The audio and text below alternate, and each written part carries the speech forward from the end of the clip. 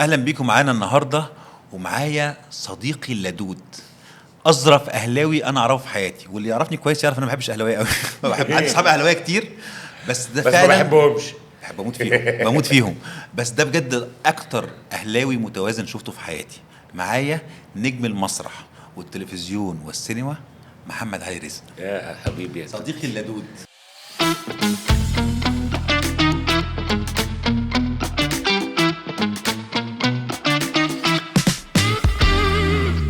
عامل انت؟ اخبارك ايه؟ الحمد لله. النهارده سوزان شقيت وتعبت قوي معاك النهارده.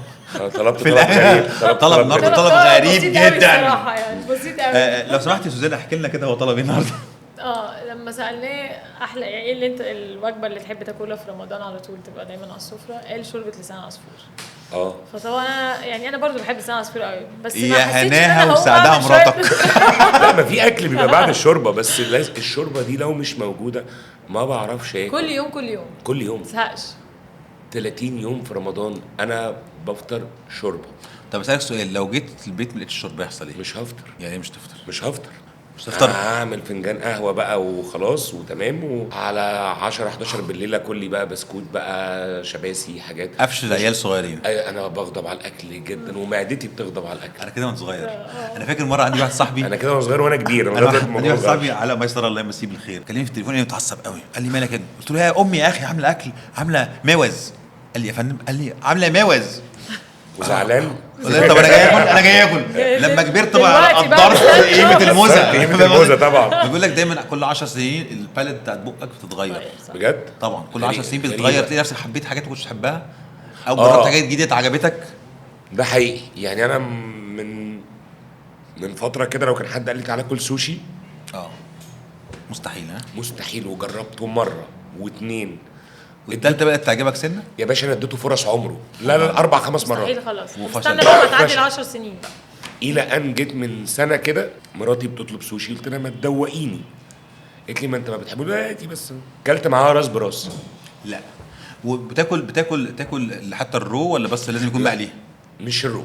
ما تاكلش الحاجات اللي هي لا، باكل رو، النية. باكل رو. يعني تاكل سلمون سوشي، تونه سوشي، ولا لازم يبقى جمبري؟ جمبري ما بيتاكلش رو في السوشي، والكراب لاجز برضه ما تاكلش رو في لا هو السلمون هم عامة بياكلوا أكل. يعني رو في حاجات في الرو اكلها مش كلها. مش كلها. وفرايد تمام. الساشيمي مستحيل. ها؟ مستحيل. انا بحب الساشيمي اكتر. انا لغايه دلوقتي ما اكلش ساشيمي. انا بموت في الساشيمي. انا ساشيمي يبقى اكتر. انت عارف الحاجه الوحيده اللي ما بحبهاش في السوشي ايه؟ الايل، اللي هو التعبان. بتحبه؟ ما بحبوش خالص. انا بقى يعني هو طعمه حلو قوي، انا بس لما مستحيل. تشوفه ني برضو مستحيل تلمسه. انا مستحيل اللي هو السمك التعبان المدخن، يبقى شبه الرنجه شويه. والله انا مدخن مستحيل. طواجن. أنا هو على باكلوش. فكره طعمه حلو قوي، هو طعمه حلو قوي طبعا يعني. ماشي. من اكتر بالنسبه الحاجات- لناس من وناس. اكتر حاجات في اليابان التراديشنال يعني عندهم. كان في كمان الباميه. انا ما باكلهاش. الباميه زمان كانوا بيقعدوا يتخانقوا معايا في البيت عشان اكلها. أنا هي ما باكلهاش والفاصوليا دلوقتي. الخضراء. انا بحب الفاصوليا الخضراء قوي. كنت اكل الصلصه بتاعتهم بس، يعني اكل الرز مثلا واكل الفراخ او اللحمه دمعة. والصلصه بس. لما كبرت لو نورين قعدت فتره ما تعملش باميه، يقول لها انت ما بتعمليش باميه ليه؟ بتاكلها وباكلها بغزاره. تصدق انت حسستني انا محتاج اكل باميه. يعني بموت في انا البامية. عمري عايزين في نعمل حياتي حاجة. ما برضه اكل باميه لغايه النهارده. انا عندي إيه 42 ده؟ سنه ما اكلتش باميه ولا مره ولا لا مره. لا فايتك كتير يا انا معلم. لسه امبارح بقول لك محدش لسه طلب بامية. مع ان امي طباخه ما شاء الله باين يا معلم، باين يا معلم، باين. فاهم. احنا امهاتنا باينين على كروشنا. امي دايما اصحابي لما يجوا يقول لها خلي طنط تعمل لنا باميه وانا ما اكلهاش، اقول لها تعمل باميه وانا ما اكلهاش. بس يمكن فايتني كتير فعلا. فايتك أوي. كتير. وبالعيش اعصر عليها فظيعة. ليمون. وعارف ايه ما كنتش باكله دلوقتي؟ ملوخيه. بتهزر؟ والله. لا بس كنت اكل ملوخيه امي. دي اكله الطفوله. ملوخيه امي بس اكلها من 10 سنين. وكوكو. دلوقتي ممكن اكل برنس، اكل حاجات معينه بس معينه، اكل ملوخيه. لا ملوخيه بس بقيت احبها. تتاكل بس في أي وقت. لا الملوخيه بس دي انا مش اي اكلها حد كل يوم. ياكلها. انا بفطر ساعات وأنا. ملوخيه. لو ليفت اوفر من اليوم اللي قبله اصحى اسخن ملوخيه عادي ناكل وأكل. ملوخيه في اي وقت كان. خطيرة. صبح ظهر بالليل، اكلها بعيش اكلها برز. عمري ما عرفت اكلها بالعيش بقى الصراحه. ملوخيه؟ فايتك انا انت الملوخيه ما باكلهاش غير ودن بعيش. تعيش قدامها. انا مستحيل اكلها برز.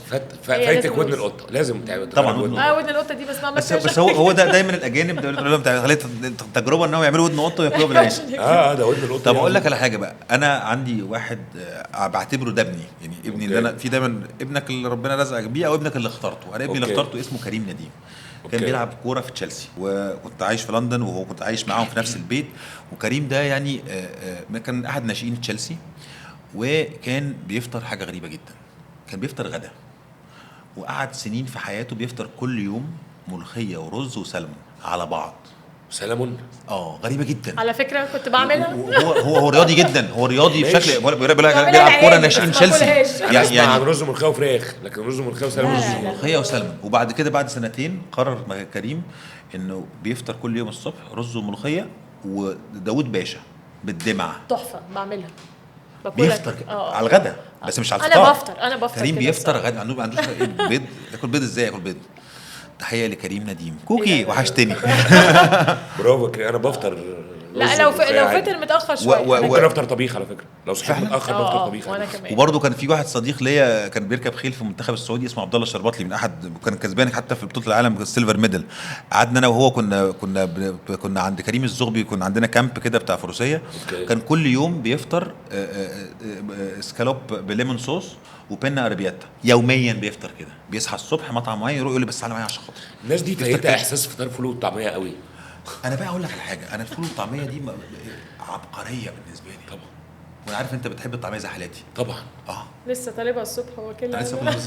اعظم اكله في الكون. انا لو قدامي لحوم الحاجات وطواجن الدنيا وفي قرصين طعميه سخنين، لا هعمل سندوتش طعميه حلو بشويه جرجير وشويه جبنه يا سلام وبتنجان بالنسبه لي ابرك 100 مره من كل اللحوم. انا عندي معلومه خطيره عن الراجل الطيب اللي قاعد معانا ده. في عنده علاقه معينه بمكان معين، مطعم معين، نجف. طبعا. احكي لنا علاقتك بنجف.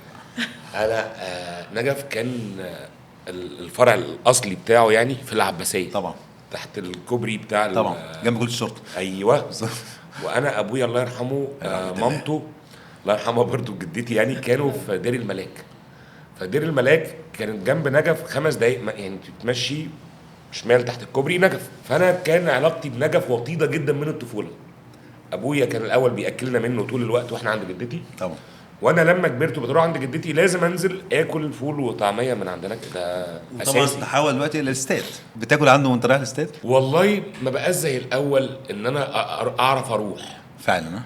يعني برضو الواحد الطرق الحاجات. يمكن انا فاكر اخر مره اكلت من عند نجف كان من 4 سنين مثلا. ما انا برضه اخر مره بس انا فاكر ان انا لما رحت اخر مره ما اكلت. لا انا اخر مره رحت عند نجف بجد فايتني كتير. انا اكتشفت ان انا فايتني كتير، انا ما باكلش عنده كتير.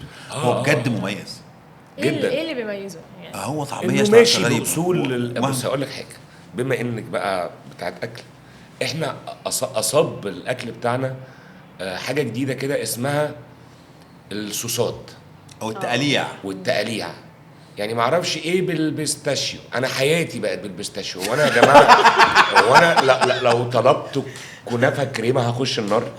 مالها بالمكسرات والبن؟ مالها دي حلوه جدا. مالها البسبوسه والقشطه يعني هتقول لا. انا احيانا ببقى داخل مكان اتكسف، لو سمحت انا عايز رز بلبن بايه؟ لا عادي. ايه او ايس كريم بس. ايه ده ايس كريم بس؟ ايه ده فده تحول كمان ما بقاش حلو بس بقى حلو وحادق. صح. يعني انا بشوف مثلا كميه ريلز مثلا يقول لك ساندوتش الحاجات في المحتاجات وهنحط برجر وهنحط عليه موتزاريلا ستيك وهنحط عليه بيكون وهنحط معرفش ايه وكل ده هنغرقه بالجبنه. انا هاكل. فين السندوتش البيض بالجبنه؟ فين سندوتش البرجر بيض وجبنه وشريحه الجبنه وشويه خس كده. شكرا. شكرا. انت كده اشتريتني. نعمه. انا اكلت عندنا. اكلت عند نعمه. اكلت عند انا هيك نص دهوني من عند نعمه. انت عارف ان انا في لحظه معينه من اليوم لو انا موجود في المنطقه بتاعه العجوزه او الدقي او كده هو بحس ان عربيتي ساعات بتروح لوحدها تقف قدام نعمه. لو مستحيل اعدي قدام نعمه ما اركنش. هقول لك على سر سندوتش وامشي. انا كنت 150 كيلو انت عارف. الفتره دي انا كنت في الاوبرا في مركز الابداع الفني. انا وكنت ساكن في الهرم. انا كنت لازم يوميا اعدي اضرب 3 شاورما و2 برجر بيض وجبنه 5 سندوتشات كده وباكت بطاطس الكبير بتاع نعمه ده والمكرونه بتاعته. لا انا هو ده الاوردر بتاعي. ال3 شاورما و2 برجر بيض وجبنه حيوان. تخيل ده قبل ما تخس ولا بعد ما خس؟ وانا تخين تعرف ابويا وهروح اتعشى ده كده عشان بس الدنيا ماشي عشان السكه طويله. سكه طويله برضه. بقول لك ايه، انا ابويا بيروح عند نعمه ما ياكلش زينا بقى، انا زي حالاتك ده نفس اوردري. يعني بس ازود عليه واحد سجق. الكبده بتاعته مش حلو. الكبده مش حلوه، برافو عليك. مالهاش مش ناشفه. دخلت انا بص يا باشا، مفيش حاجه في المنيو ما جربتهاش. ابويا ياكل بقى عنده ايه؟ فول وطعميه. ما ياكلش من عنده الحاجات دي. ياكل عند نعمه فول وطعميه. الفول والطعميه بتوعه حلوين جدا يعني، دي بالنسبه له هو دي اكلته. هو الشاورما. بص انا برضو افتقدت في حياتي مؤخرا الشاورما الكايزر دي. بس ده ابو حيدر بقى. عندي ازمه مع قد كده. ايه ما بحبش النعناع على الشاورما يا راجل. مش عارف اتقبل. انا النعناع بالنسبه لي بتاع في الشاي دي علاقتي، او اشربه مغلي لما يبقى لكن انا الشاورما بالنعناع دي بحس ان في حاجه غلط. بحس ان انا باكل سندوتش شاورما 50. ده ايه بقى؟ هو النعناع يعني شاي. اوكي ده شاورما 50. ده انا فاهم ده في حاجه غلط. عقلي ما. وفي حاجه تانية عمري ما بستوعبها في الاكل لغايه النهارده، سويت اند ساور. انا بقى انا احبها. بحب الفليفر. يعني مش لازم يبقى الفراخ تشيكن سويت ما كنت بطلبهاش في الصيني، بس الفكره لطيفه دقتها ولطيفه. مش هواياتي، انا مخي ما بيستوعبش يا حادق يا حلو. يا جماعه ما تلعبوش في القصص. انا بحب الحراق واللاذع. انا باكل حادق، اكلوني حادق وبعدين حلو لوحده، بعدين هحلي. طب اكلوني سؤال تاني. لكن اللي هو طب الحمد لله احنا ما عندناش حاجه سويت. لا الله دي ملكش دي مسكره. انا باكل. مالكش مثلا في الاكل المغربي اللي فيه شويه درايد فروتس؟ ما جربتوش فعلا. لو لقيت في حاجه فيها مشمشيه وقراصيه وفراخ وزيتون يعني المطبخ المغربي فيه شويه كتير يعني غير الصيني. جربت التونسي فيه منه مش عارف فيه جربت الكسكسي التونسي اللي هو بالخضار وبيبقى فيه برضو حاجات كده. عندهم اكله نفسي اجربها اللي هي اللي بالعيش مبلول بميه حمص وتونه وحراق وسودا هريسه. اسمها ايه؟ انا اصلا ما بحبش اي حاجه طريه. شكرا. يعني اي حاجه انا تعرف انا ما كنتش فته غير لو عيش مقرمش والصوص على الرز على العيش، مش على الرز. لو الصوص على الرز ما اكلش. لازم يبقى الصوص على العيش. على العيش، والعيش لازم يبقى مقرمش. لو طري ما اكلهاش. دي معادله. بس انا ما باكلهاش غير كده. انا بعملها. امي بتعملها. وجدتي الله يرحمها كانت بتعمل فته غريبه جدا. جدتي كانت ست صعيديه عايشه في اسيوط. كانت انا فاكر قبل ما تموت، الكلام ده بكلمك مثلا في الثمانينات يعني، اخر حاجه اكلتها من ايديها عملت لي فته بالعيش الشمسي المحمص. لسه اقول لك بدون صلصه. بما انها من الصعيد الشوربه والطشه. ما عداش عليك العيش. كنت لسه اقول لك ما عداش عليك العيش الشمسي باشا والروانه. لا نعمل مره اكل الصعيد. عمل لنا مره اكله صعيديه. اللحمه بالبصل يا لهوي.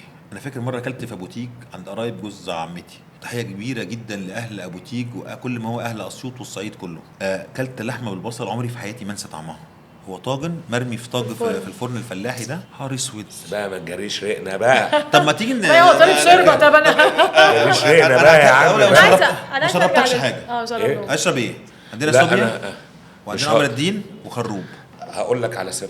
بما اننا يعني قلت لكم بفطر شوربه، انا العصاير دي قدامي كل يوم. تعمل يعني دايت. انا قمر. لا غير الدايت كمان، انا قمر الدين بالنسبه لي بحبه مهلبيه.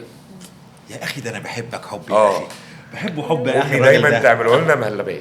طب اسالك سؤال تاني كده وجوز الهند كده حلو. الماتشات مرتبطه عندك باكله معينه او فيها مواقف ليها مرتبطه باكل معين؟ بص الماتشات مرتبطه معايا انا هبقى مبسوط واكل ولا هبقى زعلان وهطلع غلي في الاكل. يا تاكل قبل الماتش ولا بعد؟ ما باكلش قبل الماتش خالص. قبل الماتش انا كده. توتر السنين. بتاكل قبل التصوير ولا قبل التصوير؟ طب جوه التصوير؟ اكلي طول ما انا بصور مشوي وسوتيه. انا ممكن ادوق في التصوير. بحب ابقى خفيف طول ما انا بشتغل عشان ما تتقل. اخلص تصوير انا بحس ان معدتي واقفه في التصوير. اخلص تصوير ممكن احس ان انا جعان عايز اكل، لكن بصور شويه سوتيه حلوين، شويه رز ستيم وشوربه. حلو في التصوير. يخلي الواحد يشبع من غير ما يتقل. وابقى خفيف لان شوربه البصل بالنسبه لي حلوه في التصوير. هقول لك على سر مع البصل. عمر ما استهواني البصل غير وهو ني. لا بس ابو عظيم طبعا وني. انا فكره البصل اللي بتطلع تاكله على طول ولا تحط عليه ليمون او خل او حاجه تكسر فيه بقى وليمون وكمون ويحط عليه كمون. بالدقه البصل بالدقه بتاعته كده مش ني يعني. جنب شويه فول كده شويه طعمها حلوين. والله العظيم دي احلى حاجه في العالم. شويه بطاطس قسما بالله العظيم. يا جماعه ما تطلعوش الشيطان اللي جوايا. حلاوه البلد اللي احنا فيها دي والله العظيم ان انت ممكن ب 20 جنيه حاليا 20 جنيه دلوقتي يعني رقم قليل. قول 50. لا دلوقتي لا 20 جنيه تعرف تاكل طبق حلو فول حلو قوي فين ده وطعميتين يا وبصلايه ورغيف عيش. لو انت من غير بطولك عيش. بطولك. ماشي. من غير عيش. لكن لو انا وانت نازلين ناكل، انا وانت واحنا اشباح كده هننزل ناكل على العربيه 950,000 جنيه هنزعل يعني. فول وطعميه. بس ده بجد البلد دي فيها خير رخيص حلو، بصلايه وطعميايه ورغيف وفول ريد فول، شكرا مش عايز حاجه من فلفل الدنيا. وبتنجان. مش انت على عربيه الفول وانا بتخانق مع البصله الخضراء بقى، يعني في خناقه. انا بحب رمضان، عربيات الفول في رمضان جدا. لا، تاكل فين في رمضان؟ انا عندي بحب عربيات الفول طول السنه. فعلا طول بس السنة. 6 الصبح بتنزل لها ولا تبقى راجع من المسرح؟ ابقى راجع من التصوير ولا الاقي عربيه فول واقفه واقوم راكب. في عربيه بتاعت سامح ده، بص انا عارف اسمه، احنا فين؟ اصحاب في المانيال اوكي. بعد كوبري عباس. ايوه. هتلاقيه على ايدك الشمال. اكنك رايح ناحيه شارع المانيال. على منصه شارع المانيال وانت داخل شارع السعود على النص يعني. اوكي. جنب البنزين. حلو. سامح ده انا من يوم من 2006 وانا كنت بروح هناك نلعب بلاي ستيشن مع الفاسدين الاصدقاء شباب حبايبنا طبعا. نخرج من البلاي ستيشن سامح ده واقف فعلا. هو الفجر بيقول الله اكبر، هو واقف. سامح ده بيبدا يشغل الشغل. تاكل فول حلو ولا حار طبعا. عربيه يعني فول حار، وناكل بطاطس، ناكل بتنجان، ونقطع لنا بصل وشويه العيش عشان احنا فنانين. كان عنده طعميه ولا لا؟ لا، عربيات الفول للاسف مش كلها، بس في عربيات فيها. في عربيات فيها الاصليه مفيش طعميه. ما فيهاش فول بس. فول بس. سامح ده صديقي لغايه النهارده. فعلا. انا احيانا كده يجي لي مزاج كده ابقى سهران اقول انا هنزل هصلي الفجر في سيدنا نفيسه. الله عليك. ساعات كده الله عليك. المود ده بياخدني. الله عليك. فاروح سيدنا نفيسه وانا راجع هعدي على سامح طبعا. فركب يا سموها فنان لغايه النهارده، عامل ايه الاخبار، وحشني، ايه الاخبار، اعمل لي بقى صينيه حلوه كده دلعني. هو عارف طلبي، يقوم جايب لي الصينيه على شنطه عربيتي واقعد واكل الدنيا تمام. ساعات بيبقى معايا امي اقول لها اعدي عليك كده فنقف انا وامي نفطر. ساعات يبقى معايا مراتي. الله. بس علاقتي بعربيات الفول مش رمضان بس، فعلا طول السنه. طب علاقتك بعربيات الكبده والسجق ايه؟ طول السنه. انا بقى دي طول السنه فعلا. طب ايه اكتر عربيه كبده بتحبها؟ عربيه عز المنوفي اللي في الدقي اللي جنب مسرح عم طبعا. الله يرحمه، مع كامل احترامي لكل الفروع، عظيمه وجميله وكل حاجه. العربيه دي عمرك جربت بقى اللي قدامه ناحيه تانية؟ ابو رحاب. أيوة. صح. بص اي محل اكله رجب. ابو رجاء. رجب هو ابو رحاب واسمه رجب. اسمه رجب. انا بقول ابو رحاب. رجب. مش عارفه حاجه طبعا. لا ده كلام يعني بقول لك حاجه. رجب نفس الشارع ده. رجب اقوى كبده في مصر، التاني اقوى سجق في مصر باي فار. باشا شايف الشارع ده؟ عدي بقى رجب وكمل تاني يمين او تالت يمين بعد رجب. ايه 3 ام عبد الغني. ده ايه ده؟ ادعي لي. ايه 3 ام عبد الغني ده؟ ده محل قد الفرن ده. ايه بيعمل ايه بقى؟ بيعمل كل السندوتشات اللي في الكون، كبده وسجق وما اعرفش ايه، وبيعمل حركه كده جوزة الطيب. وبص انت عملت ايه؟ انا حاجه ايوه بالظبط. بص اسمه غريب جدا، 3 ام عبد الغني. يعني انت مش فاهم انت داخل على ايه. عربيه بي ام دبليو مش فاهم 89 ما تعدلها. هو اسمه كده 3 ام عبد الغني. ده خطير، ده بقى في زخنوق جوه ما يكتشفوش اي حد. طب المسرح مرتبط معاك باكله معينه؟ ايه بقى؟ كان زمان، بس دلوقتي طبعا لا. زمان اول مسرحيه عملتها في حياتي احتراف يعني. كنت عامل طبعا عروض هوايه. كانت مسرحيه الاسكافي ملكا. اوكي. كانت على المسرح القومي طبعا، بطولة ماجد الكدواني طبعا. وانا كنت ساعتها لسه عيل في رابعه اداب مسرح اصلا. كان في محل كده في العتبه صغنن كده، في قلب العتبه، في قلب ميدان العتبه، اسمه قدره. ده كان في وش المسرح القومي. فكنا الاول مجموعه شباب كده بناكل في الخباثه، عشان طبعا يعني احنا ما بناكلش يعني سكالوب يعني، ده احنا بناكل سمين. كنا لسه عيال صغيره ويا دوبك وكان زمان دي اكله رخيصه. الرغيف مثلا كان ب 3 جنيه ولا حاجه، ولا ب 4 جنيه. طبعا مستحيل يبقى بالرقم ده حاليا. لا انت بتتكلم في ليفل من 50 وانت طالع. كان ب 3 4 جنيه الرغيف، فكنت مثلا ب 6 جنيه تضرب رغيفين عظمه، والرغيف بيجي معاه رغيف تاني عشان تغمس حاجات. طب اسالك سؤال بقى، طحينه وسلطه، فتاكل رغيفين تبقى عنك. طب اكتر حاجه كنت بتحبها في الرغيف ده ايه؟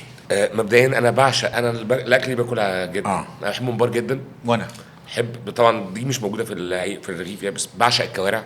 فشه، كرشه، لحمه راس، انا باكل اي حاجه. انا كده عمري ما باكل معاك. لا ما احنا ممكن نتقابل في مطعم تاني، مش لازم اخدك سمين يعني. نتقابل في مطعم سمك. انا لحمه الراس مرتبطه بالنسبه لي بتايسون. بجد والله. بيحبها قوي طبعا. بص انا تايسون يقدر لحمه الراس. فكره لطيفه جدا. انا عم حته بيف تشيكس بالخواجه اللي لا الخدود. فكنا بناكل دايما في الاوضه من ورا الناس قبل العرض بساعه كده عشان هنتقل ونشرب الشاي عشان هنقوم في 3 ساعات مسرح. مين قفشني في مره وكان قدر ده بيعمل برضو شوربه عدس لما الشتاء بقى يدخل بقى يعمل طبق شوربه عدس كده ويديك شويه بمناسبه الشوربه اتفضل يا فندم. ويديك شويه عيش محمص جنبهم كده.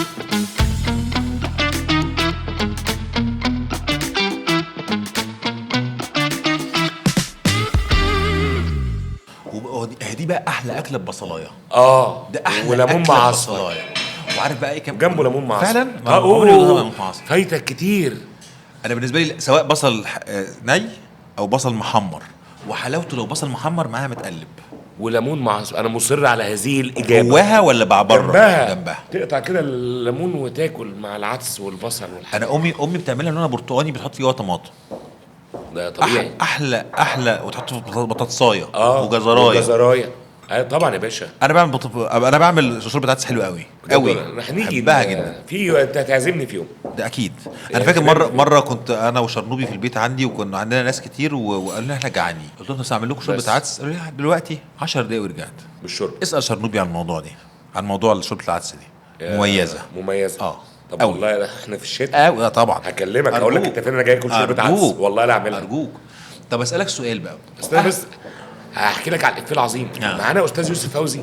طبعا استاذ يوسف شيك جدا طبعا وبرنس رهيب جدا. دي الزرقاء دي يعني وهو اصلا من اساسه كانوا عيله مالكه وعارف هو برنس ابن برنس ابن برنس. ففجاه كده شافني داخل بكيس في ايدي قال لي يا محمد ده انا بشوفكم كل يوم بتجيبوا اكل. يا حبيبي انتوا بتجيبوا اكل ايه يعني عايز اعرف. فقلت له مش بتاعك خالص يا زوزو يعني حضرتك هات اكلك معاك. يعني بقى مكسوف اقول له احنا بناكل ايه. هو شيك على اللي انا هقوله. واذا بالمفاجاه اقول له احنا بناكل سمين وشوربه عدس كل يوم. انا يومها بعتني اجيب له. لا كل يوم وانا نازل من اوضتنا. احنا كنا فوق بقى احنا الشباب الصغننه فرامينا في الدور الثالث. نازل فعدي عليه هو في اول دور. استاذ يوسف انا رايح قدره. ايوه يا محمد انا عايز رغيفين سمين وواحد شوربه عدس. يا ربنا يعفو عنه يا رب يشفيه. انا بتهيألي انا اللي علمته السمين. دوقته له مره حبه. جيلكم بتاع المسرح ده بتاع استاذ خالد جلال مركز الابداع اواساد. اعتقد ده هو ده البيس بتاع كل الفنانين حاليا او كل الاعمال الفنيه حاليا. الحمد لله. انتوا عندكم كان فرقه رهيبه يا ريت تذكرهم لنا كده. بص احنا كنا الدفعه الثانيه. مركز الابداع دفعاته كلها شاطره. يعني الدفعه الاولى لو جيت تتكلم عليها مطلعه مين؟ نضال الشافعي، محمد شاهين، سامح حسين، بيومي فؤاد، مطلعه ايمان السيد. انا مش عايز انسى حد. طلعها فطاحل يعني.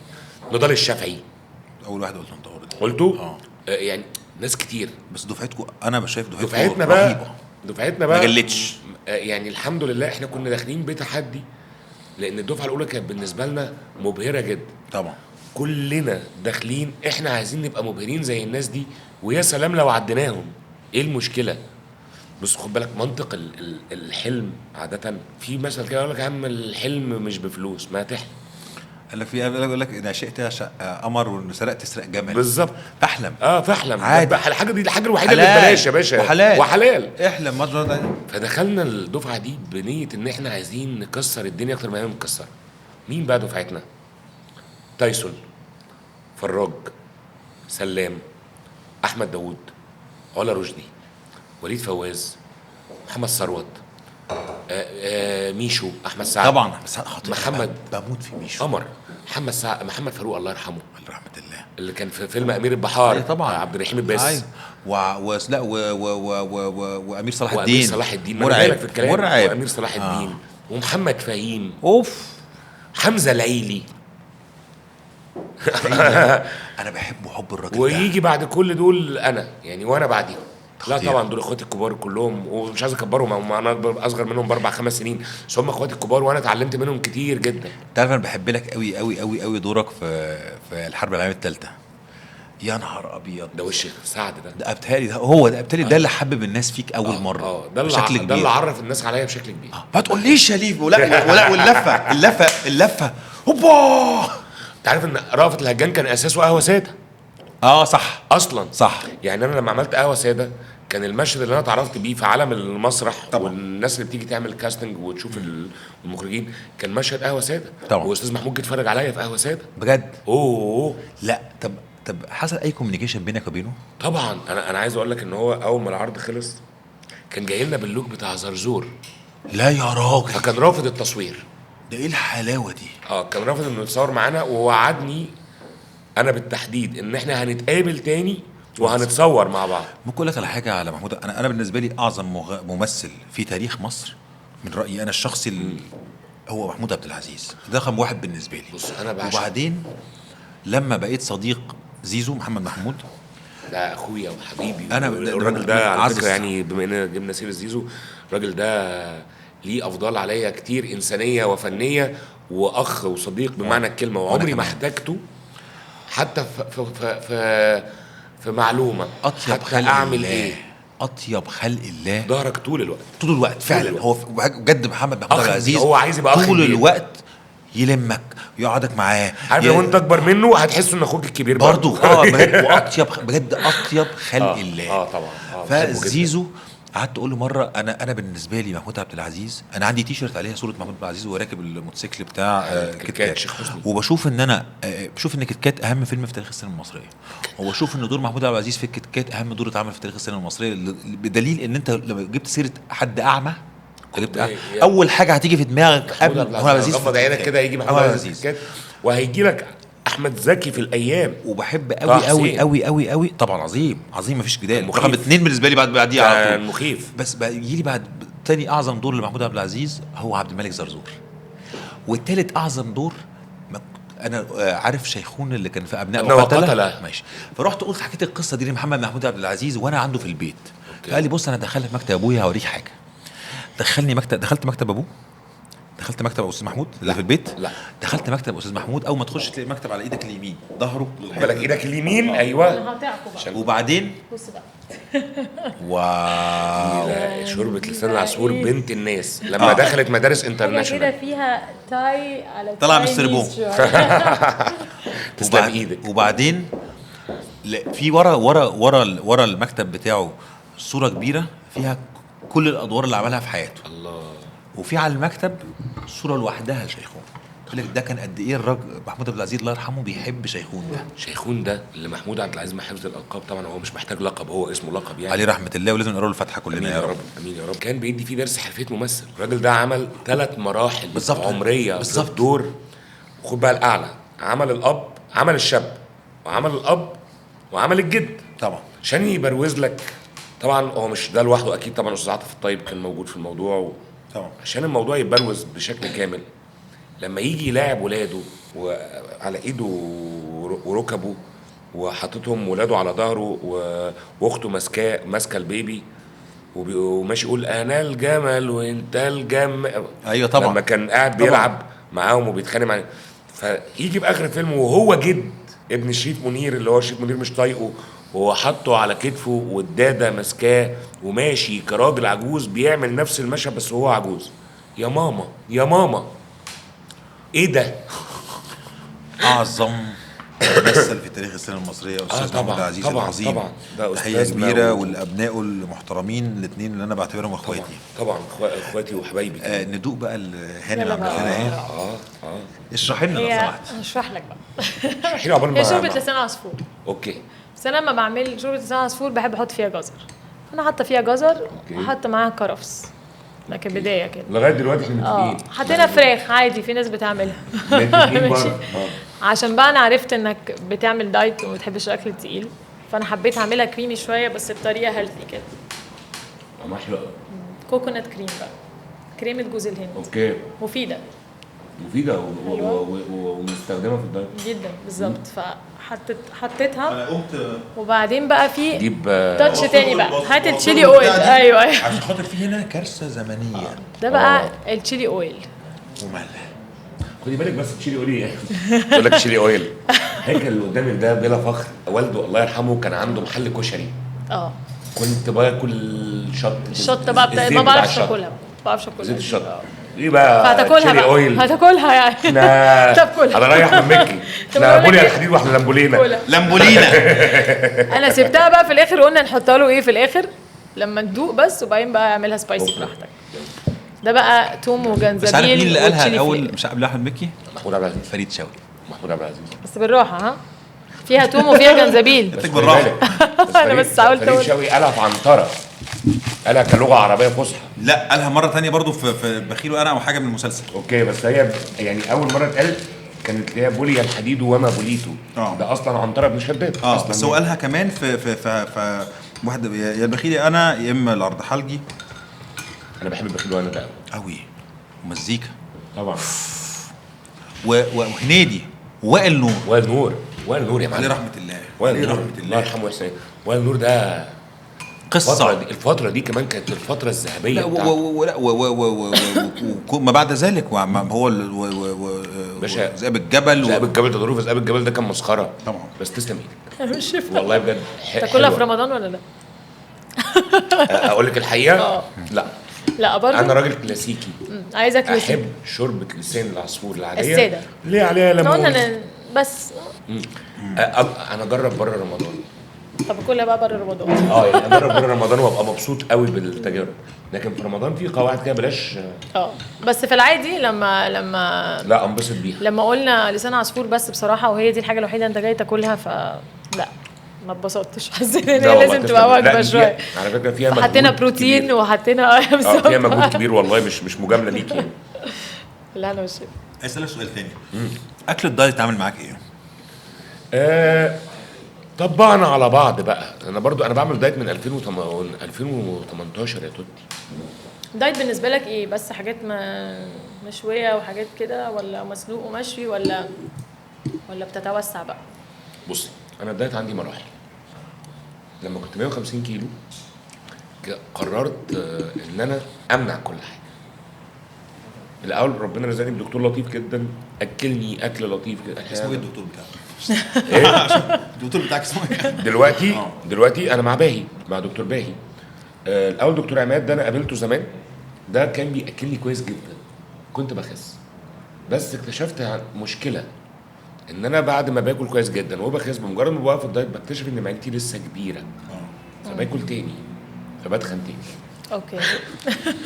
فقلت لا انا لازم امنع ده واكل اكل حتى لو ما بحبوش مش هيخليني اكل منه كميه. بدات اعمل بقى الدايت اللي هو السخيف، اللي هو مشوي وسوتيه وتونه متصفيه وبيضتين على الفطار وزبادي على العشاء اصل انا ضد الجزء ده الصراحه. بس انا كنت في مرحله محتاج اعمل ده عشان اخسر كتير من وزن. بس لسه بتحب الاكل، لسه بتبقى نفسك في الاكل زي ما انت كده كنت بتتكلم من شويه. شفت عينه قلبت؟ شوف عينه قلبت ازاي؟ شفت عينه قلبت ازاي؟ دي عين قلبت طبعا. ده مجنون انت ولا ايه؟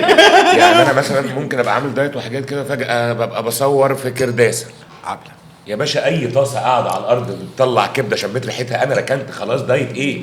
بتنسى بقى كل حاجه. شيء من بعيد نداني. شيء من بعيد نداني حرق. كرداسه يعني كبده جملي طبعا، ولو ما اكلتهاش يبقى فايتك كتير. انا ما باكلش كبده اصلا. بص انا معظم الحاجات اللي ما اكلتهاش شفتها وهي نيه وانا صغيره. لا مش هاكل كبده. غير الاخلاق. كنت باكلها، كنت بحبها قوي لغايه لما رجعت مره من المدرسه ولقيتها نيه بقى قدامي، قبل ما بقى يعني شاف وبطبخ وكده، فلقيتها قدامي نيه كده وماما كانت بتعملها لي. قلت لها انا مش هاكل كبده تاني، ومن ساعتها مش بقدر اكل كبده. خلاص شوف انا كده ولا انت عارف مين بيحصل كتيري بقى؟ ماما الله يرضى عليك. انت عارف بقى بقى كده حلوه كده، خلينا ناكل لقمه حلوه. الطلاينه والفرنسيين بياكلوا كبده كتير جدا. اوكي. هي مفيده جدا، فيها حديد عالي قوي. من اشهر الاكلات اللي في مطاعم الطلياني البلاس سوبر. يعني دايما المطاعم الطليانيه الغاليه قوي، سواء سكاليني، شبرياني، سينيور ساسي، الحاجات دي كل اللاين ده كله من المطاعم المنيو بتاعتهم قريبه قوي من بعض، وكلهم فيهم نوعين كبده. تخيلي يا اما شريدد ليفر مع الاونيون، بيعمل لك كبده مقطعه مع بصل مكرمل. اوكي. يا اما زي كبده بيعملها زي انها ستيك مع باتر سيج، مع الزبده والسيج اللي هو اسمه ايه بالعربي؟ اعتقد مرمريه. اعتقد مرمى. باشا الناس دي لو راحت عند الفلاح هتعيط من الانبهار. طبعا والله العظيم 3 ايه اللي مجاش. انت ايه الكبده بس مش شايف ان احنا عندنا كبده ستريت فود وعندهم حاجه فاين وبتدفع فيها كتير؟ بالظبط. ليه بقى تفتكر الموضوع ده؟ مش ثقافتهم. بالظبط. خلي بالك ان هم في اكلات كتير عندنا هنا، احنا بالنسبه لنا دي اكله حلوه وغاليه، بالنسبه لهم هم دي تشيب كاتس. مثلا كل ما هو لحمه ضاني بالنسبه لهم ارخص. كل ما هو العكاوي مثلا محتاجه توصي الراجل 40 سنه عشان يديك شويه عشان يديك شويه عكاوي. هناك تقضيها ببلاش، يعني مش ببلاش يعني تقضيها برخيص. لانه بالنسبه له بيرميها. الشانك، الموزه مش غاليه، بره عندنا غاليه، فاهم؟ كل الحاجات يعني في حاجات كتير قوي عندنا ارخص من عندهم. اوكي. منها الكبده ما حدش عايز ياكلها هناك، او مش ناس كتير بتاكلها هناك. ده فايتهم كتير قوي مان. الناس دي فايتها كتير قوي قوي قوي. بما اننا بناكل شوربه لسان عصفور، جربت طاجن عامل اللحمه بلسان العصفور كده؟ انا جربت الطاجن ده بس مش فاكره. انا ماليش قوي بالطواجن اللسان لا العصفور. لا حلو قوي، حلو يعني بحب طواجن البصل، بص تقعد بحب طواجن البطاطس، بحب طواجن الرز المعمر. جربت طاجن العكاوي بالبطاطس؟ طبعا ده حياط انت عارف في دلوقتي مطعم انا بحلم ان اروحه، بس مشكلتي فيه ان هو دايما بيقولوا زحمه قوي. اسمه حجوجه. بسمع عنه طبعا. انا حلم حياتي حد ياخدني ما يوقفنيش ساعتين. حلم حياتك؟ لان في حاجه عندهم اسمه طاجن الترويقه، شفته؟ انا شفته وعيطت. ايه بقى عباره عن ايه؟ اكلت منابس، انا اكلت عندهم حاجه اسمها منابس السلطان. لا اللي هو فيه منابل العمده. وبيقولوا عندهم عكاوي والبطاطس مرعبه. بس انا طاجن الترويقه ده عباره عن ايه؟ الشورت ريبز بتاعت اللحم، الشورت ريبز بتاعت الخروف اللي هي عارف بيقول لك عارفه الراك اوف لام، سيب الحته المدوره بتاعت الريش، الحته اللي تحت اللي هي مدهنه شويه، بس جيبها كلها على بعض. الحته دي بيحطها لك على طاجن وتحتيه بطاطس او بصل او مش فاكر كانت ايه، بيحطها طبعا البطاطس بقى والبصل طعمها بيبقى شكرا بقى كله كده كله راح في بعضه ومرميه بقى في لغايه ما حد يشوف، لغايه ما بيلاقي اصحاب تطلع من الفرن، يعني مرميه في الفرن لغايه ما اصحاب. فسلو كوكينج بقى من هو ايه، خلينيش بقى ادمر الدايت واخدك دلوقتي نروح. انا وابوس ايدك اي يوم رايح حجوجه خدني. حاضر. انا عايزه اروح حجوجه. انا ريقي لاعب. انا محتاجه بص انا رحت حجوجه مرتين. مش هدعي ان انا اعرف حد هناك. هم كانوا ناس ذوق جدا بصراحه. انا بس خايف من الوقفه. انا مستحيل اقف ساعتين. ما تروحش وانت جعان بقى. بس يعني انا ما اروحش اقف. بص اللي حصل كالتالي، انا خدت القرار ان انا هروح اكل عند حجوجه، هقف بقى مش هقف. عملت زي حالاتك كده، شفت فيديوهات كده قلت انا المكان ده ازاي فايتني، انا ازاي ما اكلتش منه. فخدت مره نورين ورحت، قالت لي يا محمد زحمه قوي، وانا قلت لها هقف زي تمام انا هاكل النهارده عند حجوجه، ده قرار مش مروح غير لما اكل من عنده. دخلت لو سمحت احجز من هنا، حضرتك تحجز من هناك. رحت هناك الموظف قال لي اهلا ازي حضرتك يا فندم، انت بتفضل ارتاح. قعدني 10 دقايق وبعدين قال لي اتفضل، بكل ذوق منهم وبكل ادب. لا انا قلت لهم انا فنان دخلوني، لا انا دخلت احترمت ان في ناس قبلي، دخلت قعدت هم الناس احترموا، لقوا الناس بتيجي تتصور، لقوا بتاع، فقال لك الراجل هيقعد يتمرمط، خدوه دخلوه مشوه. المره الجايه نروح معاك بقى. فهم ناس ذوق، يعني انت مش محتاج انت لو رحت هيقابلوك مقابله لطيفه جدا، وهم ناس ديسنت جدا. الناس اللي ابهرتني انها بتستنى ما عندهاش مشاكل خالص. انغام مره كلمتني رندا رياض مديره اعمالها وصديقه يعني زي اختي، يعني قالت لي عدي عليك انا وانغام، تعالى ننزل نتغدى. كانوا هم في بالم هيلز بيعملوا حاجه، كنت وقتها انا عايش في بالم هيلز، فعدت عليا خدونا قلت تعالى نروح اندريا، وكان يوم زحمه جدا. فبقول لهم اندريا نيو جيزه بحبه. فانغام انا بحبها انغام واقفه، فقول لها بس باذن حضرتك تستني شويه معانا. ده كلام طبعا استنى. قال لي طبعا استنى. جميله انغام، يا نهار ابيض على الجمال، ست جميله. هقول لك حاجه، هو جميله ده البني ادم السوي. تحيه كبيره للست كل انغام. طبعا ده الانسان السوي. افصل يا باشا كونك شخصيه عامه، كونك انك بتتجاوز، شايف انه من حقك عشان تتجاوز دور اللي قدامك. طبعا لا صح. على فكره هو مش ذنبه انه ما بيطلعش في التلفزيون، صح خالص. هي التربيه بتبان بقى في مش ذنبه خالص. انا دايما شايف ان مره كنت بتناقش النقاش ده مع بعض الزملاء، يعني بقول لهم يا جماعه اهميه شغلانتنا مش فينا بقدر ما في متطلباتها. من متطلبات المهنه ان انت تطلع على التلفزيون. قلت لهم احنا لو نمنا وصحينا بكره الصبح بقى من متطلبات مهنه السباك انه يطلع على التلفزيون، السباك يبقى اشهر منك طبعا. واكبر دليل السوشيال ميديا دلوقتي. دلوقتي كل واحد معاه كاميرا، كل واحد عامل سيت اب لنفسه، كل واحد أي معرفش حد ايه، بيشتغل. لما فولورز فبقى شخصيه عامه، فبقى مهم. البلوجر بقى مهم، والتيك توكر بقى مهم، واليوتيوبر بقى مهم. ليه؟ لانه بقى معروف. في دكاتره تطلع تقول لك انا اقول لكم ازاي تعملوا اسنانكم، انا اقول لكم ازاي تنفخوا شفايفكم، انا اقول لكم ازاي، فبقى مشهور. فبقى هي بس الفكرة ممكن كلها. معلوماته تبقى اقل بكتير من ناس يا جماعه تانية انا في كتير. حركه نفسي اعملها بس ومكسوف عادي انا عادي. مستنيه على فكره، انا مستنياها. اسحب بص اسحب انا بحب مش عارف اجيبهم بمعلقه انا يوم ولا مستنياها يوم. تيجي بقى ازاي؟ ايوه مستنياها فيك بقالي شويه. فهي الفكره كده. الله حب اخر حبه دول حلوين قوي الشرب طبعا حلوين طبعا قوي. وفي ثانيه اللي هي فيها خلصت. اعمل لك تاني. لا هي سويه. في بقى يا معلم كشهره وكحجم من النجوميه اقل من انغام بكتير، ولو دخلت عامل كانسان عادي يقول لك ايه ده انتوا مجانين، انت مش عارفني انا زعبله القله، اعمل لك ايه يا استاذ زعبله؟ عارف مين بحس انها مش عارفه انها نجمه؟ اكتر انسانه متواضعه شفتها في حياتي في مجالنا مين؟ يسرا. يا قمر.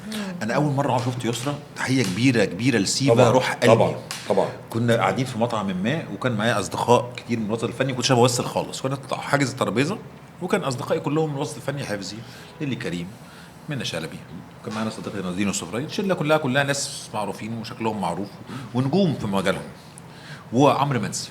فعمرو منسي قال لي والله كان عندي ميعاد مع يسرا، هقول لها تيجي، قالت له قوي قوي اجيلكم، فقلت له لا انا هنزل معاك تحت استقبلها. ماشي. وقفت عامل حركه، قمت نازل على ركبي اول ما شفتها نازله من العربيه. انا بالنسبه لي يا نهار اسود، يسرا واقفه قدامي، اقسم بالله العظيم لقيت نفسي لوحدي نازل على ركبي في الشارع، في شارع 26 يوليو وبايس ايدها. قالت لي يا حبيب قلبي لا. قلت لها بقول لك ايه يا حبيب قلبي، انا كل ما هشوفك في حياتي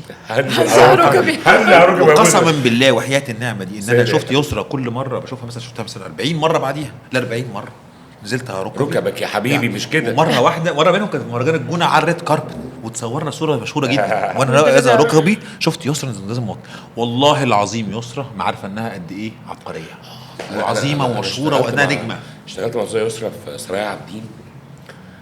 ايه الجمال ده، الالتزام، ايه الالتزام ده، وايه الادب ده، وايه تحس ان هي بتبدا مشوارها الفني النهارده. هي بتصحى كل يوم الصبح بتبدا مشوارها الفني، مش مقدره قد ايه هي مش مقدره في ايه ورا.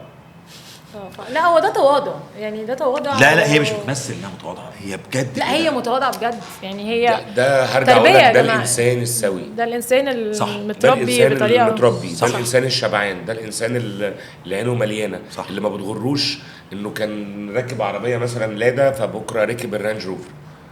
وحلوين الاثنين، حلوين بيوصلوا، دي بتوصلني ودي بتوصلني. بقول لك ايه، نايم على سرير في شقه، نايم على سرير في فيلا، ما دي نومه ودي نومه. امي قالت لي من نعم ربنا علينا ان ربنا كان بيدينا فلوس على قد احتياجاتنا عشان راضيين، صح. واكيد اهلك كده برضه. لا ربنا ابوك الله يرحمه وامك ربنا يديها الصحه. هو ده ربنا بيدينا على قد ما احنا محتاجين دلوقتي. في منطق انت مستور وزياده الحمد لله، احمد ربنا، ما تفكرش حاجه ثانيه. امي تقول الغني هو الراضي. خلاص معاك 10 جنيه وقاعد على الرصيف وهو مش عايز، هو عايز ايه؟ 10 جنيه اللي يجيبك دي هتجيب لك كوبايه الشاي وتروح تنام في بيتكم. حلوين قوي، عظمه. هو ربنا مش مديك احلام اكتر من دي، فاهمه؟ كنت لسه انا وثروت قاعدين من كام يوم، كنا بقالنا حبه حلوين ما اتقابلناش، وقعدنا افتكرنا ايام مركز الابداع، ايام ما كانش بقى فيه خالص. طب اداك فرصه تفتكر ولا اتكلم انا؟ لا انا وثروت خد بالك احنا لقاء الجبابره، احنا الاثنين صوتنا عالي. لا بس محدش بيعرف ياكل منه حاجه، وانا وثروت محدش ياخد منه الحديد. خد بالك انا وثروت طول عمرنا كيمياء. طبعا. فدايما عندنا فكره التسليم والتسلم. عادي جدا، ممكن لو بنتكلم في حاجه عاديه، فثروت عايز يرمي افيه دلوقتي، هيرمي الافيه وهخشن له وهنعلي ونفتح منطقه وبعد كده نرجع نكمل الموضوع عادي جدا. بس هو ما بيوصلش افيه، يعني هو ما بيوقفش على الافيه. ثروت ما بيوقفش افيهات. ايوه والله العظيم اللي بيطلع على التلفزيون 5% من حياته. ده حقيقي. يعني ثروت محتاج كاميرا ماشيه وراه. ثروت اسطوره ما بيسكتش. يعني مثلا مره والله مشهد بنبتدي الساعه 2 بالليل واحنا عارفين مش هنخلصه قبل 7 الصبح، وانا ودنيا وتايسون وثروت، فاحنا الساعه 2 بالليل. تايسون قال ثروت كم مره بس؟ تايسون بطل. هي الدنيا بتبص له زهق خلاص. انا الكاميرا هنا وانا هنا، فاول ما بيبتدي هو بيقول كلمتين وبعد كده يقوم باصص لي كده، فخلاص هو بقى بوشه بره الكاميرا ويقوم مدور عامل لي ايه؟ طب اقول ازاي؟ احنا جوه، هو بيرمي افيه واحنا جوه المشهد، هو مش أيوة. بس هو مش باين، فانا ممكن اهزر معاك عادي. ما عندوش عملها 20 مره يعني، كل ما بيتكلم كل زاويه عادي. بيعملها برضه عادي. يعني، ما عندوش، ما بيزهقش ما عندوش منها. مانع. بس رهيب. لا رهيب. صراحة. وبعدين عنده الشنطه اللي حاط فيها البلاي ستيشن دي، مش قنبله. يمشي بيها ولا ايه؟ لا انا هاخدك مره واوديك مكتب ثروت، ايه بقى؟ مكتب ارابيسك، كرسي ارابيسك من بتاع حسن ارابيسك ده؟ وبيبقى لابس العبايه وماسك العصايه، وانت ليه ماسك ليه ماسك الوكاله وقاعد في الوكاله دي. المكتب يقول لك يا اهلا، بقالك كتير ما جيتش الوكاله يا حاج مش كده، يا حاج تعالى مش كده. شوف المعلم فجاه انت معلم وجاي له الوكاله. هو بيبدا الباب بيفتح بفرضيه عن ثروت، مش هينفع نتكلم جد. يقول لك قعدنا نفتكر ايام زمان، ايام بقول لك ايام قحط يعني. الله عليك. ويا لهوي على الضحك يا ابني، احنا كنا بنمشي بالثمان والتسعه والعشر محطات ضحك. تحيه كبيره للاستاذ محمد ثروت لا العظيم. ابو سليم. تيجي نشربك قهوه او ناكلك حاجه حلوه؟ اشرب قهوه، ده فكره عظيمه. يلا قهوه ايه بقى، تركي ولا اسبريسو؟ انا جاي في الاثنين. يلا نديله اسبريسو دي كاف. دي كاف ليه؟ عشان انت عايز دي كاف ولا كاف؟ دي بقهوه إيه يعني دي كاف يعني من غير ما تسهرك، ولا عايز انت بتشرب قهوه بقى بسهر. عادي؟ كافيين يعني. يبقى هنروح نجيب القهوه ونرجع.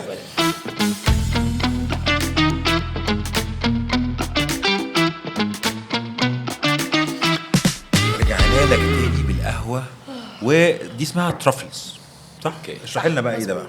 ترافلز دي عباره عن جناش، الجناش ده عباره عن شوكولاته اوكي مع كريمه مع أحيي. شويه زبده. بس كده. قال لك ده ايه الهيلثي انا عارف فود ده؟ الجناش تصور بتاع بقى. الجناش بتاع النجفه. اقول لك بقى على حاجه، دي من اغلى الشوكليتس اللي ممكن تشتريها لسبب واحد، غير ان هي طبعا فيها شوكليت وكريم وكده، ان هي بتتعمل بالايد. اوكي. كوره فبتاخد وقت، فاي حاجه بتاخد وقت بتبقى غاليه. هاندي ميد بس دي بقى أنا عندي 5% انا لكرة. عندي سجاده برضو عندي من كرداسه غاليه قوي. لكرة. ماشي. ممكن ادوقك يا بص بقى. يا مسيو؟ دي انا رايي دول الخضراء. انا هدول الخضراء فعلا. صح. ملفوفة بحس إنها في بتخسس. دي ماتشا، دي ماتشا. شفت الماتشا بقى تخسس، والله ماتشا بجد؟ بتخسس طبعا، بتخسس، والله العظيم معاها بتخسس، شوكولاته يعني. بس دارك. ودي كاكاو برضو خام يعني. انا ما فيهاش بحب سكر. الكاكاو الخام. حلو قوي. يا لهوي على دي بقى انا ممكن بقى ايه احط الفها في اي حاجه تانية يعني، ممكن بقى تبقى هاني كوم، ممكن تبقى ناتس يعني، ممكن تبقى شوكليت. حلو قوي. زبادي خلاط. احنا عملناها كده عشان بس انت على دايت، بس ده اقل حاجه. يعني غير كده بقى بيبقى فيها حاجات كتير قوي، ازدحام. حلو قوي. تسلم ايدك. لا لا مش بجد. عارف عايزين نلعب بقى. لما بقعد معاها بتزعل. بحس فرق الحضارات رهيب. عارف في مشهد بالظبط يمثلني انا وهي مع بعض. عارف مشهد في عبود الحدود بتاع عزت عوف عايز يبقى بيقول له تشرب ايه؟ انا عن نفسي هاخد ريمي مارتان اكس او. قال له وانت هتشرب ايه؟ قال له زبادي خلاط. ده بالظبط الفرق بيني هو ده وبينك. الفرق ما بينهم. كتاب خالتي بامبا والسربون. مش عارفة طب يلا كده. تعالى نلعبوا لعبه عشان الراجل ده عنده مسرح بعد يلا. شويه. يلا يلا يلا معاكم. جاهز؟ قول لنا. هختار هنلعبوا لك لعبتك أكلة الشهيره. تقول لي على الطبق المفضل لك، يعني مثلا هقول لك فراخ، تقول لي بحب صدور الفراخ مثلا المحمره مثلا، والوراك. وراك مثلا. يا محترم يا فاهم. قول لي احب الوراك الصدور دي بتاعت العيال بس السكنيكي، اه. اللي هو بتوع الهيلثي فود اللي هم انا ماشي معاهم اليومين دول. معلش صحابي برضو. مرحله برضه وانت بتاكل زيهم غالبا. ايوه باكل زيهم دلوقتي، بس انا بحب الوراك جدا. اه. تحبها ازاي؟ بحبها في حاجه من الاثنين، يا بعد ما بتتسلق بتدخل الفرن تاخد وش كده، بتبقى تدهن بسمنه مقرمشة. كده ايوه. تخش الفرن. يا اما تبقى محمره في قلب ملح وفلفل السمنة. على طول. محمره تتسلق تتحمر على ما طول. بتاكلش صدور يعني؟ لا لا لا لا. ايه ده بتاع دي- سكنيكي ده؟ خالص. سيبناها ده لشباب الباشا- سيبناها لشباب الجيم الصدور دي. اللي بعده. نساله مكرونه بشاميل بقى وكده ولا بحب كل انواع المكرونات، كلها؟ بس ارجع لاصلي بقى. انا اعز قوي المكرونه ام صلصه ولحمه مفرومه الجميله بتاعتنا دي، العادي بتاعتك. بس تبقى غرقانه صلصه. الله ما طبعا. ما احبهاش تبقى صلصه، احب وانا باكل المكرونه تزفلط كده. وفي هنا في صلصه لفه كده، في شلفه. يعني تحب الصلصه عن الحاجات اللي هي زي البشاميل والكريم احب. وكده؟ انا راجل احمراوي برضه. أكتر انت ايه من بقى يا أبيضاوي. انا اه تحب الصلصه ولا الكريم؟ يعني انا بحب انا بحب باستا. انا باستا هي نقطه ضعفي، لو حد هيسميني هيحط لي سم في الباستا. لما سمك احطها لك بسم بتوميتو الباستا. ولا كريم؟ انا بحب حاجه اسمها، انا اخترعتها او مش اخترعتها يعني، هي طبق باستا، طبق طلياني.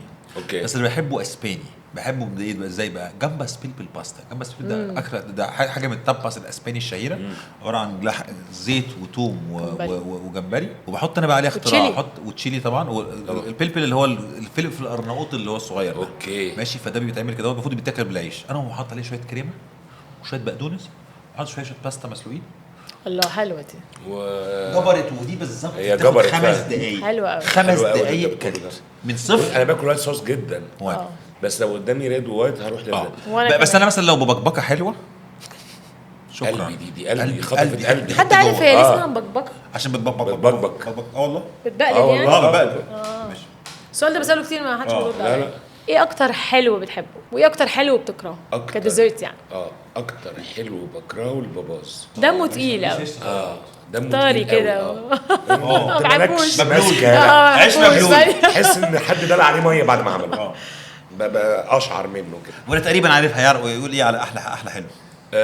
احلى حلو هم حاجتين. مهلبيه بالمانجا. لا لا الراجل القديم ده. اعز البسبوسه بالقشطه، لازم يبقى معاها قشطه. انا قلت لكم ايه كل مره؟ اللي هي الكلاسيكيه حلواني الحلميه. حلواني الحلميه، لان يا نهار ابيض والله العظيم. انا يا جماعه انا عارف اصحابي، عارف اصحابي يا بيعملها جماعه. غرقانه في السمنه البلد. شكرا.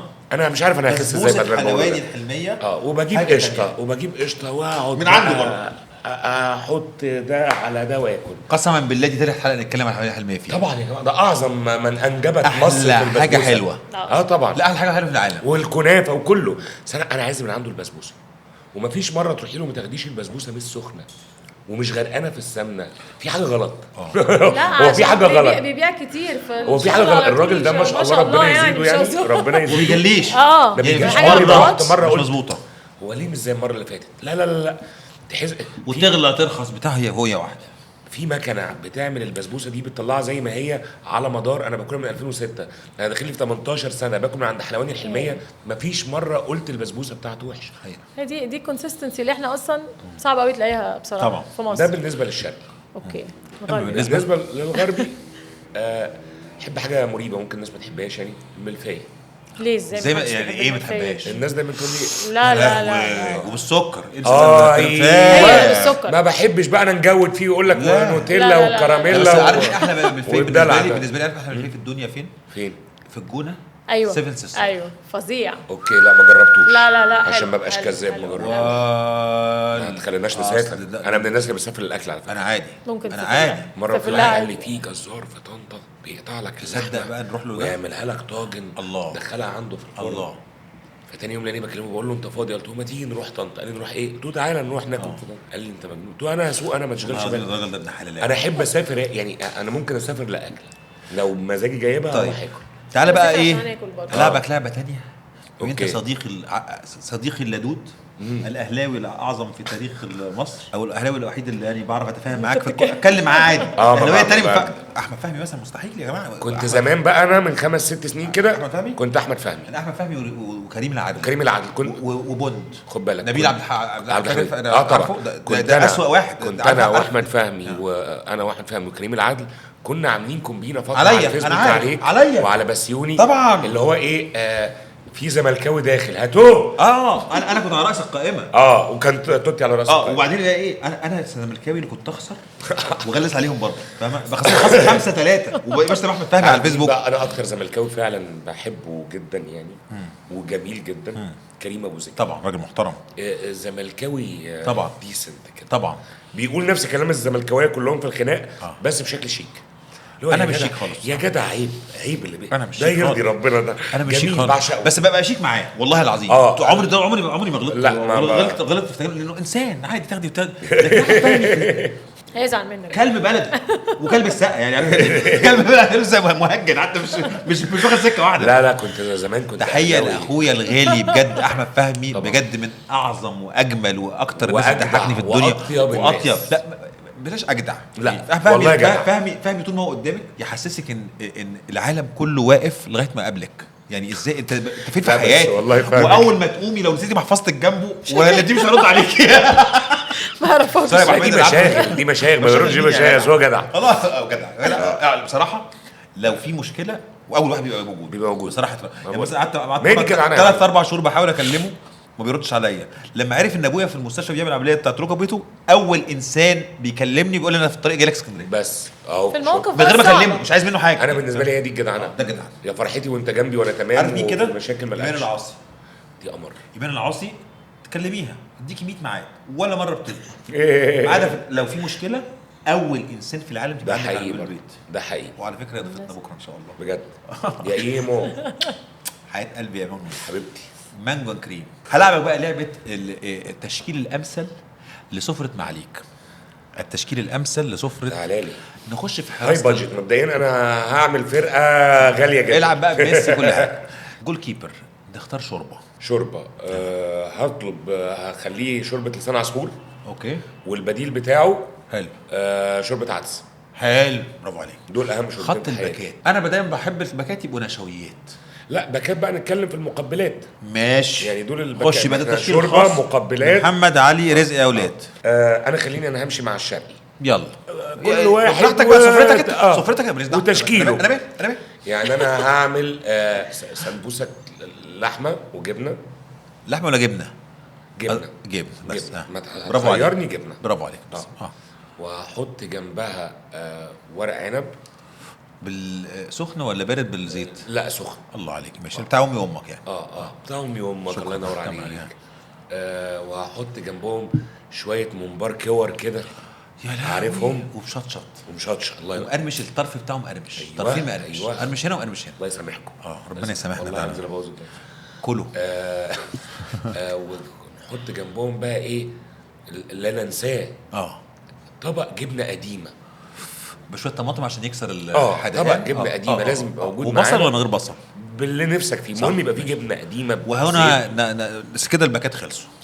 نخش بقى خط الوسط ولا هو بيبدا يبني الهجمه للي فوق. ده صنع السعاده. ايوه هنبدا خط الوسط هو صنع السعاده. بالظبط. نبدا نبني الهجمه بحاجات يعني مش هنروح بعيد. لا نروح بعيد. انت عندك واحد ديفنسيف ووينجين وعندك صانع العاب. انا هعتمد على طاجن العكاوي بالبطاطس. ده وينج طبعا. لا ده انا هحطه 6.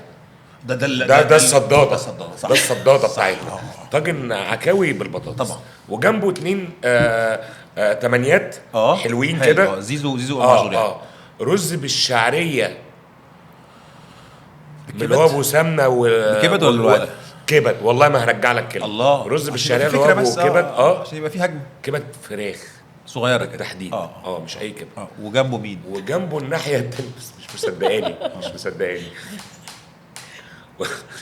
مش حاجه عاديه يعني حتى رز بالشعريه حطيته. لا عيب ده مناظر. ده تشكيل. مش حاجه طبيعيه خالص. أنا منتخب سمعتنا يا استاذ. انا نازل اخد بطوله. سمعتنا يا استاذ. انا نازل اخد بطوله. طبعا كمل يا بيه. كمل. جري كمل. والثمانيه الثانيه اللي جنبه طاجن لحمه بالبصل.